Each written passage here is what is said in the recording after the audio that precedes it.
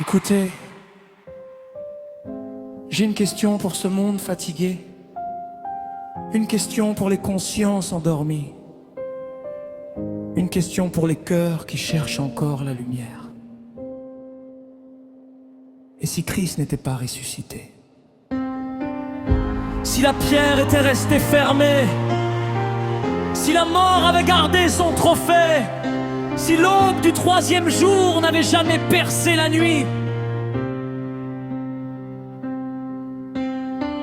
Alors nos autels seraient des théâtres religieux, nos chants de simples mélodies dans le vent et nos prédications des paroles sans poids.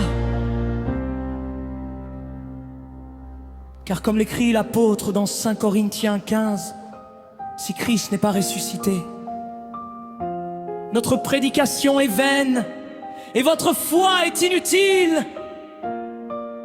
Mais écoutez bien,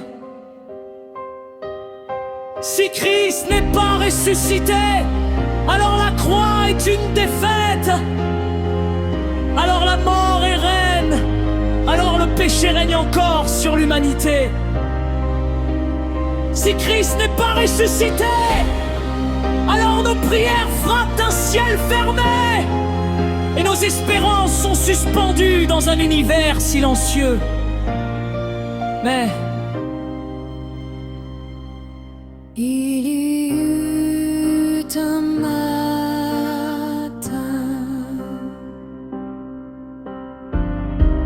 matin où la terre a tremblé, un matin où la pierre a roulé, un matin où la mort a perdu son prisonnier.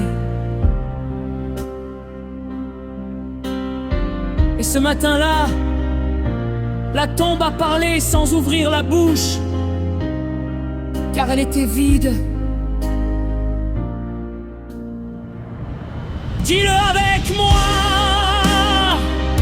la tombe est vide, la tombe est vide, le roi est vivant. Encore, la tombe est vide, la tombe est vide, le roi est vivant. Car le troisième jour, la vie a traversé la mort, la lumière a percé les ténèbres, et le crucifié s'est levé avec toute autorité. Alors maintenant, écoute ceci. La croix n'est plus une tragédie, elle est le trône du salut. La tombe n'est plus un symbole de fin, elle est le témoignage de la victoire. La mort pensait écrire le dernier mot, mais Dieu a écrit résurrection. Criez-le! La tombe est vide, la tombe est vide, le roi est vivant. Et parce qu'il vit, nos péchés sont pardonnés, nos chaînes sont brisées, notre avenir est assuré.